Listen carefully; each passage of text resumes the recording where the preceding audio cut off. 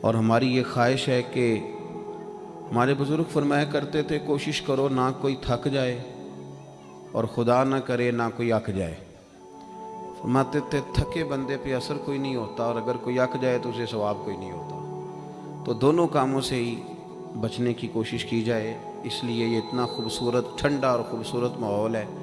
کچھ باتیں آپ کی خدمت میں عرض کرنی ہیں۔ اللہ تبارک و تعالیٰ نے قرآن مجید میں ارشاد فرمایا کہ فَلَا وَرَبِّكَ لَا يُؤْمِنُونَ حَتَّى يُحَكِّمُوكَ فِي مَا شَجَرَ بَيْنَهُمْ۔ اے محبوب علیہ السلام، آپ کے رب کی قسم، اے محبوب مجھے آپ کے رب کی قسم، یہ اتنی دیر تک مومن نہیں ہو سکتے جتنی دیر تک اپنے ہر معاملے میں آپ کا فیصلہ تسلیم نہیں کر لیتے، آپ کی رضا کو حاصل نہیں کر لیتے، آپ کے ہر قول کو اپنے لیے قول فیصل نہیں جان لیتے، اتنی دیر تک یہ مومن ہو سکتے نہیں۔ ہم یہ کرتے ہیں کہ چند چیزوں میں تو دین پر عمل کرتے ہیں۔ دین کل سمجھنا اور کل دین پر عمل کرنا، اور دین کی ساری جہتوں کا خیال رکھنا، عبادات کا بھی، معاملات کا بھی، اخلاقیات کا بھی، ہر چیز پر توجہ رکھنا، کل دین کو سمجھنا، یہ مسلمان کے ایمان کا تقاضا ہے۔ ہمارا سارا کچھ نبی پاک صلی اللہ تعالیٰ علیہ وسلم کے ساتھ وابستہ ہے۔ اگر ہم اپنے دین سے، ایمان سے، اپنے معاملات سے نبی پاک علیہ السلام کے نام مبارک کو معاذ اللہ نکال دیں تو ہمارے پاس کچھ بھی نہیں بچتا، یہ دنیا ساری خالی ہو جائے، اندھیر نگری ہو جائے۔ سرور کائنات صلی اللہ تعالیٰ علیہ وسلم کے نام نامی اسم گرامی کی برکت سے ہی ستاروں میں روشنی ہے، پھولوں میں خوشبو ہے، اور کائنات کے سارے رنگ حضور ہی کا صدقہ ہیں۔ اب ظاہر ہے بندہ مومن جب یہ سمجھ گیا ہے کہ سارا کچھ حضور کی ذات ہے اور سارا کچھ نبی کریم علیہ السلام کی ذات سے وابستہ ہے، تو اب اسے پتہ ہونا چاہیے نا کہ حضور راضی کیسے ہوتے ہیں۔ اسے خبر ہونی چاہیے کہ نبی پاک علیہ السلام کی رضا کس بات میں۔ سب سے پہلے یہ سمجھ لیں کہ حضور نے فرمایا نماز میری آنکھوں کی ٹھنڈک ہے۔ یعنی ہم چونکہ کچھ باتیں بہت زیادہ سنتے ہیں تو اس کا ذائقہ نہیں محسوس کرتے، کبھی حدیث کے لفظوں پر غور کریں۔ فرمایا نماز میری آنکھوں کی ٹھنڈک ہے، یعنی کہتے ہیں نا آنکھیں ٹھنڈی ہو گئیں، تو حضور فرماتے ہیں جب تو سجدہ کرتا ہے نا میرے امتی، جب تو نماز پڑھتا ہے، رکوع قیام سجود کرتا ہے، تو تیرے نبی کی آنکھیں ٹھنڈی ہوتی۔ یہ کتنا بڑا رضا والا کام ہے نبی پاک صلی اللہ علیہ وسلم کی نماز پڑھنا۔ اور حضور کا اپنا نماز کے ساتھ رشتہ یہ تھا کہ سورج گرہن ہوا تو حضور نے نماز کی نیت باندھ لی، چاند گرہن ہوا تو نماز پڑھنے لگے، تیز بارشیں طوفان کی صورت میں آئیں تو نماز پڑھی، بارش نہیں ہوتی تو نماز پڑھی، حتیٰ کہ جنگوں کے موقع پر بھی میرے نبی پاک نماز کی کثرت فرماتے تھے۔ ہر موقع پر نماز کی طرف توجہ۔ نماز حضور کی چاہت ہے، آنکھوں کی ٹھنڈک ہے۔ وہ کس طرح کو امتی ہے جو یہ نہ چاہے گا کہ میرے نبی کی آنکھیں ٹھنڈی ہوں۔ آپ نماز پڑھیں، نماز میں آپ توجہ کریں۔ دوسرا، رسول پاک صلی اللہ تعالیٰ علیہ وسلم راضی ہوتے ہیں جب کوئی دین پہ چلتا ہے، جب کوئی دین پہ عمل کرتا ہے۔ میں نے چونکہ کچھ باتیں عرض کرنی ہیں، یہ میرا عنوان ہے، تو میں کچھ چیزیں ایسی ہیں جن کا پتہ ہے بس اشارہ کر کے گزرنا ہے۔ حضرت امیر حمزہ رضی اللہ تعالیٰ عنہ کو جب پتہ چلا کہ ابو جہل نے معاذ اللہ حضور کے سر اقدس پر ڈنڈا مارا ہے، تکلیف دی ہے، تو جناب امیر حمزہ نے بھی جا کے ابو جہل کے سر پہ ڈنڈا مارا، سر پھوڑ دیا۔ آ کے حضور کی بارگاہ میں عرض کرنے لگے کہ اے محبوب علیہ السلام، میرے پیارے بھتیجے راضی ہو جائیں، میں نے بدلہ لے لیا ہے، ابو جہل کا سر میں نے زیادہ پھوڑ دیا ہے۔ تو حضور نے فرمایا چچا میں ابو جہل کا سر پھوڑنے سے تو خوش نہیں نہ ہوتا۔ تو اے محبوب آپ کیسے خوش ہوتے ہیں؟ فرمایا آپ میرے دین کا کلمہ پڑھ جائیں، مسلمان ہو جائیں، میں خوش ہو جاؤں گا۔ تو ہم چیزوں کو سمجھتے نہیں۔ دین پر جب کوئی بندہ آتا ہے، دین پہ عمل کرتا ہے، ہماری تو تڑپ ہونی چاہیے نا، لیکن نا حضور کی خواہش ہے لوگ مومن ہو جائیں۔ وحشی حضرت امیر حمزہ کا قاتل آ کے عرض کرتا ہے حضور اگر میں کلمہ پڑھ لوں تو معافی ہے؟ فرمایا آ صحیح، دین قبول کر، تیرے لیے بھی معافی ہے۔ میرے بھائی جو دین پہ آئے، دین پر عمل کرے، اس سے حضور خوش ہوتے ہیں۔ جھنڈیاں لگانا بڑا کام ہے، یہ کمکمے سجانا بڑا کام ہے، نعرے لگانا بڑا کام ہے، اس میں بڑی سعادت ہے، لیکن سمجھ لینا کہ یہ تو ہم پھول بوٹے لگا رہے ہیں دین کے کام میں، جو بنیاد ہے وہ تو دین قبول کرنا ہے، جو اساس ہے وہ تو دین پہ عمل کرنا ہے۔ اب آپ تیسری بات سنیں، حضور کس بات سے راضی ہوتے ہیں؟ توجہ ہے آپ کی میری بات پر؟ ہمارے ہاں نا جب کسی کا والد فوت ہو جاتا ہے نا، جو بچہ یتیم ہو جاتا ہے، تھوڑے دنوں تک لوگوں کی ہمدردیاں اس کے ساتھ رہتی ہیں۔ پتر میں تیرے ساتھ ہوں، فکر نہ کرنا، روز آتے ہیں، چوتھے دن آتے ہیں، میں جناب خادم ہوا، فکر نہ کرنا پتر میں حاضر ہوں۔ پھر جب 15-20 دن گزرتے ہیں تو پھر کہتے ہو نہیں بڑا کچھ چھوڑ کے گیا ان کا ابا۔ ایسے تھوڑی بات ہے، اس نے کمائی کی سنبھالے ہوئے پیسے ان لوگوں نے۔ پھر تھوڑے سے 6 ماہ گزر جاتے ہیں تو پھر کمزوریاں نظر آتی ہیں یتیموں میں۔ پھر لوگ کہتے ہیں نہیں جی یہ نکمے بڑے ہیں، انہیں کام کرنا چاہیے، ہاتھ پھیلاتے ہیں، عادت پڑ گئی ہے۔ میں نے دیکھا ہے آہستہ آہستہ سخت ہو گئے۔ میں نے یتیموں کی یہ کیفیت دیکھی ہے کہ وہ اتنے زیادہ پریشان ہو جاتے ہیں، اتنی آزمائش میں آ جاتے ہیں کہ وہ باقی سارے لوگوں سے نفرت کرنے لگتے ہیں۔ کہاں گئے وہ کل جو کل والے دن آ کے کہہ رہے تھے مجھے بتاؤ میں روٹی پکاتا ہوں؟ 10ویں میں مجھے یاد کرنا بھول گیا انہیں سارا کچھ۔ وہ جس نگاہ سے اپنے بچے کو دیکھتے ہیں اس نگاہ سے دیکھتے ہی نہیں۔ سخت گیر ہو جاتے ہیں وہ لوگ جب ان کے سروں سے سایہ اٹھتا ہے اور ان کے اپنے ان کے قریب نہیں جاتے۔ آؤ نا، یہ نبی پاک کو راضی کرنے والا کام ہے۔ میرے رسول پاک نے فرمایا میں اور یتیم کی پرورش کرنے والا۔ اگر کبھی آپ ان جملوں پہ غور کر لیں تو مزہ آ جائے۔ حضور نے فرمایا میں اور یتیم کی پرورش کرنے والا، کفالت کرنے والا اس طرح جوڑ کے جنت میں جائیں گے جس طرح میری 2 انگلیاں جڑی ہوئی ہیں۔ اتنا زیادہ حضور راضی ہیں، اتنا قرب ملے گا، 2 انگلیوں کی طرح جوڑ کے حضور کے ساتھ جنت میں جائے گا۔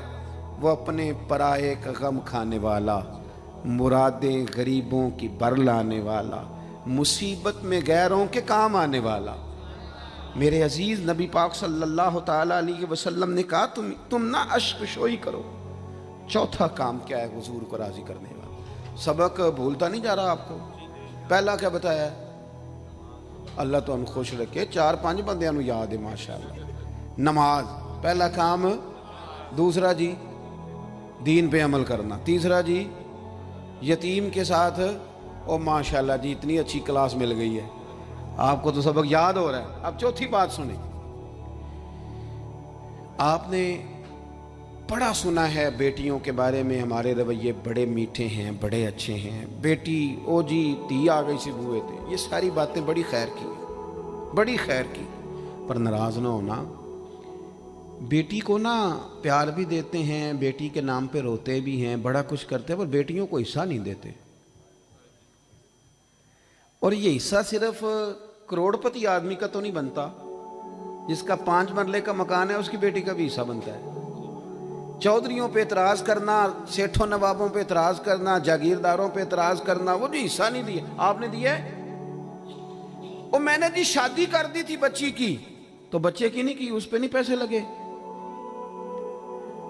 میں نے جناب یہ حال کر دیا تھا کہ میں نے جناب وہ بچی کو نا جی جہیز اتنا دے دیا، تو وہ بیٹے نے 3 دفعہ کام شروع کر کے جو ضائع کیا ہے کاروبار، وہ نہیں نظر آیا۔ اور پھر اگر خدا نہ خواستہ باپ چلا جائے اور بھائی کے ذمے لگ جائیں، تو میں نے دیکھا ہے کہ بھائی اتنا کام نہیں کرتے جتنی کہانیاں سناتے ہیں۔ تیرا فلاں بھی میں نے کیا، فلاں بھی میں نے کیا، بھئی تیری بہن تھی تو نہیں کرنا تھا۔ اور یارو بیٹی کا پیار، حضور اس سے راضی ہوتے ہیں، حضور راضی ہوتے ہیں۔ نبی پاک علیہ السلام نے فرمایا جس کے حصے میں 4 بیٹیاں آئیں، یا 3 بیٹیاں آئیں، یا 2 بیٹیاں آئیں، مختلف روایتوں میں لفظ ہے، یا فرمایا 1 بیٹی آئی، تیاں لئی پردیس وے بابل تے پتراں لی جاگیراں، چپ رہنا تے منہ کچھ بھی نہ کہنا، تیاں دیاں تقدیراں۔ بیٹی کا وہ مقام جو حضور صلی اللہ علیہ وسلم جس سے راضی ہوتے ہیں، اس مقام پر توجہ کریں۔ آج بھی بیٹی ڈری ڈری سی سہمی سی گھر آتی ہے، سہمی اور میں نے وہ والی بیٹیاں بھی دیکھی ہیں کہ شوہر کہہ رہا ہے کہ جا حصہ لے کے آ، تو وہ کہتی ہے میں حصہ مانگنے گئی تو میرا وہ دروازہ بھی بند ہو جائے گا۔ بھائی کہندا حصہ لے لے تے پرت پھر مرے دا منہ نہ ویکھی۔ اتنی مشکل میں بیٹی کو ڈال دیا۔ سنو نا، حضور نے فرمایا جس کے ذمہ 2 3 یا 1 بیٹی بھی آ گئی، فرمایا اس کی صحیح پرورش کر کے عزت سے رخصت کر کے آ جائے، حضور فرماتے ہیں میں اس کا بازو تھام کے جنت میں ساتھ لے کے جاؤں گا۔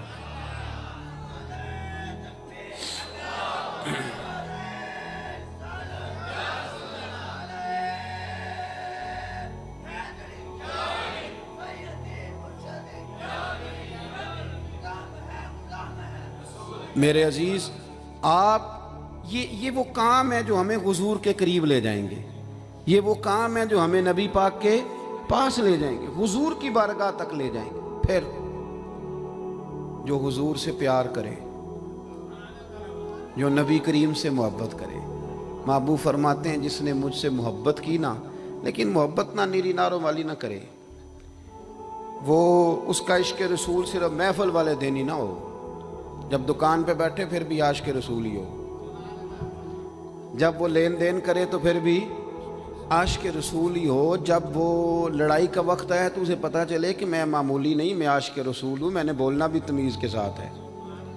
میں چونکہ مجھے لوگ کہتے ہیں حضور سے محبت کرنے والا، تو اس کے رویوں سے بھی پتہ چلے کہ حضور کا پیارا ہے۔ لوگ نا، میں اپنے سنگیوں سے، پیر بھائیوں سے اکثر کہتا ہوں کہ گھر جا کے کوئی بندہ اپنے پیر صاحب کی بڑی تعریف کرے نا، تو پھر اپنی بیوی کو گالی دے، تو بیوی کہتی ہے دسیا تینوں پیر صاحب نے۔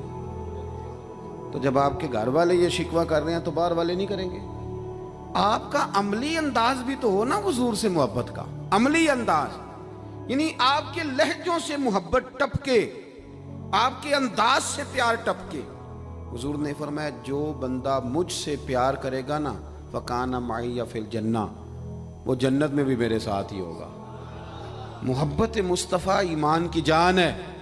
آگے بڑھیے، چھٹی بات، جو حضور کو راضی کرنا چاہے وہ درود پاک زیادہ پڑھے۔ یہ جو درود شریف ہے نا، جو لوگ کہتے ہیں نا میری طبیعت کڑوی کڑوی سی رہتی ہے، پتہ نہیں تلخ رہتا ہوں، دل نہیں لگتا، وہ دوائی بھی تو کھاتی ہیں نا پابندی کے ساتھ، بلڈ پریشر بھی تو چیک کرتے ہیں نا پابندی کے ساتھ، مشورہ دیتے ہیں نا ڈاکٹر کہ بلڈ پریشر چیک کرنا، چوتھے دن شوگر چیک کرنا، یہ ساری مصیبتیں بھی تو کرتے ہیں نا۔ تو جو کہتے ہیں نا پریشان رہتا ہوں، وہ کچھ دن نا پابندی سے درود شریف بھی پڑھ کے دیکھے۔ ادھر دیکھو میں کیا کہنے لگا ہوں، درود پاک پڑھنے والے بندے کے نا چاروں جانب رحمت ہی رحمت آ جاتی ہے۔ نہیں، مجھے پتہ ہے نا کہ آپ کی توجہ کس بات پہ ہے، آپ زیادہ توجہ کریں گے تو بات کر لو تو زیادہ آئے گا۔ چاروں جانور، اچھا چلے میں چونکہ پیر صاحب ہوں، مولوی صاحب ہوں، کافی لوگ، میرا خیال ہے، میرا گمان ہے کہ کافی لوگ مجھے جانتے ہیں۔ گمان ہو جاتا ہے نا جب گاڑی کے پیچھے لوگ بھاگتے ہیں تو بندے کو بڑی غلط فہمیاں ہوتی ہیں، حالانکہ ڈرنا ہی زیادہ بہتر ہے، ڈرنا ہی زیادہ بہتر ہے۔ اللہ تبارک و تعالیٰ اپنی خفیہ تدبیر میں جب فیصلہ کرے تو رحمت والا فیصلہ کرے، اور اللہ ہماری پردہ پوشی کرے۔ یہ بندے کو غلط فہمیاں ہو جاتی ہیں نا۔ آپ کبھی پروٹوکول والے بندے دیکھیں نا، پروٹوکول والے، 2 گاڑیاں آگے 2 گاڑیاں پیچھے، اور ادھر بھی بندے بھاگ رہے ہیں ادھر بھی بندے بھاگ رہے ہیں۔ چلیں جو بھاگ رہے ہیں ان کا تو مجھے نہیں پتا، پر جو اندر بیٹھا اسے مزہ بڑا آتا ہے، وہ میری گڈی مگر پہ پج دیں۔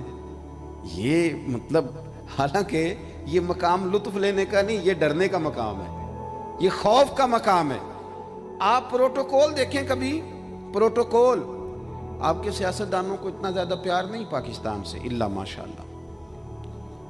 وہ تو یہاں آئیں نہ موج کریں باہر ہی، وہ تو اس لیے آتے ہیں کہ وہاں ان کی گاڑی کے پیچھے کوئی نہیں بھاگتا، یہ مزہ لینے آتے ہیں، نعرہ کوئی نہیں لگاتا تگڑا کر کے، وہاں خود اکیلے سڑکیں پار کرنی پڑتی، وہاں خود دوڑ دھوپ کرنی پڑتی ہے۔ یہ مزہ جو ہے نا، یہ کھینچ کے یہاں لاتا ہے۔ او بھائی، چاروں جانب کارکن ہو، مرید شاگرد ہوں تو بڑا مزہ آتا ہے، اور اگر چاروں جانب خدا کی رحمت ہو تو، چاروں جانب رحمت ہو تو کیسے ہو؟ حضور نے وعدہ فرمایا تو 1 بار درود پڑھ، اللہ 10 رحمتیں نازل کرے گا۔